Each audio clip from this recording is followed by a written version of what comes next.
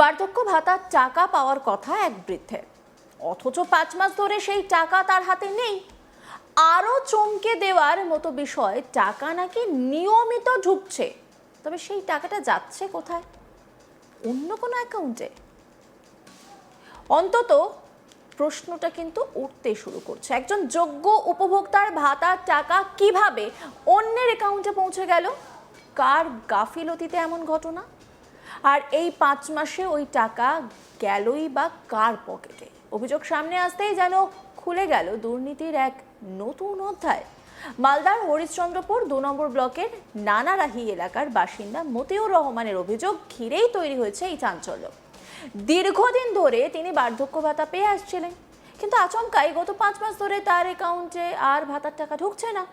প্রথমে ভেবেছিলেন সরকারি কোনো সমস্যার কারণে টাকা আটকে রয়েছে, কিন্তু খোঁজ নিতে গিয়েই সামনে আসে আসল রহস্য। তিনি তো রীতিমতো অবাক। মতিউর রহমান জানতে পারেন তার নামে বরাদ্দ হওয়া বার্ধক্য ভাতার টাকা বন্ধ হয়ে যায়নি, টাকা দেওয়া হচ্ছে সরকারের তরফে। শুধুমাত্র সেই টাকা তার নিজের অ্যাকাউন্টে না গিয়ে পৌঁছে যাচ্ছে অন্য কোনো অ্যাকাউন্টে, অর্থাৎ সরকারি খাতায় একজন উপভোক্তা, অথচ টাকার গন্তব্য অন্য কেউ। এখানেই তৈরি হচ্ছে সবচেয়ে বড় প্রশ্ন, ব্যাংক অ্যাকাউন্টের তথ্য বদলালো কিভাবে, কে বদলালো, আর সেই পরিবর্তনের অনুমোদনই বা দিল কে? ঘটনা জানাজানি হতে বিষয়টি আর চুপচাপ রাখেননি ওই বৃদ্ধ। হরিশ্চন্দ্রপুর 2 নম্বর ব্লক প্রশাসনের কাছে লিখিত অভিযোগ দায়ের করেছেন তিনি। তার দাবি, দীর্ঘদিন ধরে যে ভাতা তিনি পেয়ে আসছেন সেটি হঠাৎ অন্য অ্যাকাউন্টে চলে যাচ্ছে, ফলে 5 মাস ধরে সরকারি সাহায্য থেকে কার্যত বঞ্চিত তিনি। মতিউর রহমান তিনি কি বলছেন, অভিযোগ তো তিনি করেছেন, শুনুন। 5 মাস থেকে টাকা পাচ্ছি না। আগে পাচ্ছিলেন? আগে পাচ্ছি না। তো টাকাগুলো কোথায় যাচ্ছে? কেমন করে বলবো স্যার, এবার এই 4 মাসের মাথায় পরে এটা খোঁজ করছি, তো দেখছি যে টাকা নাই। তো সবারই টাকা ঢুকছে, আমার টাকা ঢুকে না। অ্যাকাউন্টে যে জিজ্ঞাসা করলাম, তো বললো যে না, টাকা তোমার উঠছে অন্য অ্যাকাউন্টে চলে। অন্য অ্যাকাউন্টে যাচ্ছে? কত মাস ধরে দেখুন? আমারটা আলো আছে, না, অন্য অ্যাকাউন্টে ঢুকছে। জি, অন্য আমার ওটা নাই। তো বললাম যে মানে অ্যাকাউন্টটা চেক করতে যাচ্ছি, তো টাকা ঢুকছে না, টাকা দেখতে পাইব। কেমন করে বলবো, হ্যাঁ টাকা উঠছে নিচে বলছে, মানে অন্য অ্যাকাউন্টে টাকাটা ঢুকছে, এটা প্রমাণ পাওয়া গেল। কম্পিউটারে আমরা চেক করে দিই। অভিযোগ করলেন? অভিযোগ করলেন? করলাম। এখন ওই টাকাতেই চাইছি, আমি অন্য কিছু করবো না। ঘটনাকে ঘিরে ইতিমধ্যে রাজনৈতিক তরজা শুরু হয়েছে। সিপিআইএম এর অভিযোগ, সরকার বদলালেও ব্যবস্থার ছবিটা বদলায়নি। তাদের দাবি, তৃণমূল আমল থেকে শুরু হওয়া অনিয়মের ধারাই যেন এখনো চলছে। যোগ্য উপভোক্তার টাকা যদি অন্যের অ্যাকাউন্টে চলে যায়, তাহলে সাধারণ মানুষের সরকারি পরিষেবার উপর আস্থা থাকবে কোথায়? সেই প্রশ্নও তুলেছেন তারা। শেখ খালিদ সিপিআইএম নেতা, তিনি কি বলছেন শুনব। তৃণমূলের জামানায় এগুলো ভুরি ভুরি দুর্নীতি হয়েছে। আমরা ভেবেছিলাম বিজেপি আসার পরে কিছু পরিবর্তন হবে, তো পরিবর্তন কি, এটা আরও দুর্নীতিটা বেড়ে গেছে, তোলাবাজিটা বেড়ে গেছে সারা রাজ্যে আমরা দেখছি। আর যারা তৃণমূল এক সময় সন্ত্রাস করতো, এলাকায় ত্রাস করতো, তারাই আজকে বিজেপির ঘরে গিয়ে চা খাচ্ছে, আরাম করছে। কই, আমরা তো ভাবলাম যে বড় বড় যারা মানে বিনা অনুমতিতে বিল্ডিং করেছে, সেগুলো ভেঙে ফেলবে সরকার, কিন্তু সব আবার ওই তৃণমূল বিজেপি এক হয়ে গেল, টাকার এপিট আর ওপিট।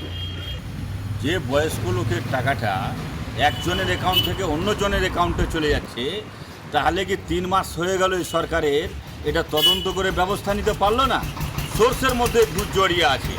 আগে বিডিও অফিসের কর্মচারীদের ঠিক করতে হবে, রাজ্যের বিভিন্ন কর্মচারীদের ঠিক করতে হবে, তবে এই সমস্যার সমাধান হবে, না হলে সমস্যার সমাধান হবে না। কারণ নেতৃত্ব যারা ছিল এক সময় টিএমসিতে, তারাই আজকে বিজেপি। অন্যদিকে বিজেপির নিশানায় প্রশাসনের একাংশ। বিজেপি নেতৃত্বের অভিযোগ, প্রশাসনের কিছু আধিকারিক এখনো পুরনো রাজনৈতিক প্রভাব থেকে বেরিয়ে আসতে পারেনি। এমনকি এই ঘটনায় বিডিওকেও কাঠগড়ায় দাঁড় করিয়েছে বিজেপি নেতৃত্ব। তাদের দাবি, একজন বৃদ্ধের ভাতার টাকা 5 মাস ধরে অন্য অ্যাকাউন্টে চলে যাওয়ার অভিযোগ অত্যন্ত গুরুতর। দ্রুত তদন্ত করে প্রকৃত ঘটনা সামনে আনা দরকার। বিজেপির জেলা কমিটির সদস্য তিনি কি বলছেন শুনুন। দেখেন, এখন সব অফিসে যারা কর্মচারী আছে ওরা তৃণমূলের ঘেঁষা এখন আছে, একটু সময় লাগবে। আমি এই ব্যাপারে বিডিও সাহেবকে বলেছি যে আপনারা যা ক্যাজুয়াল স্টাফকে দিয়ে কাজ করাচ্ছেন তারা সম্পূর্ণ দুর্নীতি করছে। যারা মানে ক্যাজুয়াল স্টাফ আছে যার তার অ্যাকাউন্টে টাকা ঢুকে যাচ্ছে, কিভাবে ঢুকে যাচ্ছে আপনি এটা তদন্ত করেন। আর ক্যাজুয়াল স্টাফকে আপনি না রেখে পার্মানেন্ট স্টাফকে রাখেন, ক্যাজুয়াল স্টাফকে রাখলে এগুলো দুর্নীতি হচ্ছে। আমরা এই কথাটা বলেছি বিডিও সাহেবকে, এবং বিডিও সাহেব যদি না এটা মানে তাহলে আমরা বিডিও সাহেবের এগেনস্টে একটা করবো, ইনকোয়ারি বসাবো যে হতে পারে বিডিও সাহেব ইনভলভ হতে পারে।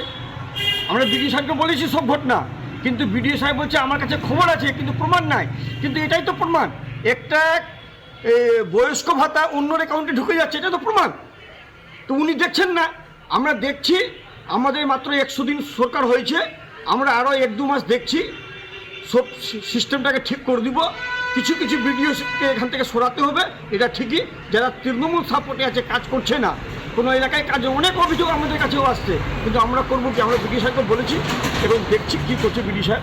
কে সমস্ত অফিসে বিডিও সাহেবরা মনে করছে যে এটা তৃণমূল সরকারই চলছে, কিন্তু এটা জানে না বিজেপি সরকার। কোনো দুর্নীতি আমরা বরদাস্ত করব না। যে অ্যাকাউন্ট হোল্ডারের টাকা অন্যর অ্যাকাউন্টে গেছে সে টাকাটা ফেরত করে দিতে হবে। যিনি এই টাকাটা মেরেছেন অন্যর অ্যাকাউন্টে তার এগেনস্টে এফআইআর করতে হবে এবং তার প্রতি ব্যবস্থা নিতে হবে। যদি ব্যবস্থা না হয় তা আমরা ভারতীয় জনতা পার্টি ছেড়ে কথা বলবো না কোনো বিডিও সাহেবকে। এই দুর্নীতি আমরা বরদাস্ত করব না, এটা আমরা বলে দিচ্ছি এখনও, এবং আগেও বলেছি।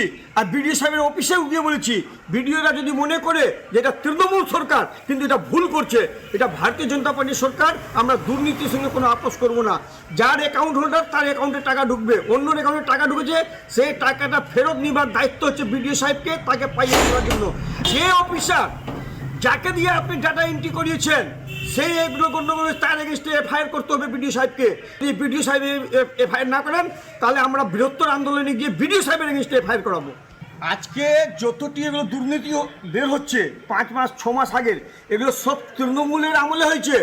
আমাদের আমলে যে 100 দিনে আমাদের হয়েছে সরকার আসা, এই আমলে যতটি ডাটা এন্ট্রি হয়েছে একটাও কেউ প্রমাণ দিতে পারবে না ভুল হয়েছে। আমরা স্বচ্ছ হিসাবে কাজ করছি এবং আমাদের একদম স্ট্রিক্টলি অর্ডার দেওয়া আছে, কোনো দুর্নীতির সঙ্গে আপোষ নাই।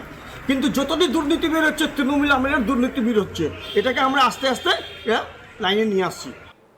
তবে রাজনৈতিক অভিযোগ পাল্টা অভিযোগের মাঝেও সবচেয়ে বড় প্রশ্নটা থেকেই যাচ্ছে, মতিউর রহমানের 5 মাসের ভাতার টাকা গেল কোথায়, কার অ্যাকাউন্টে গেল, কিভাবে গেল, আর এতদিন ধরে বিষয়টি নজরে এলো না কেন?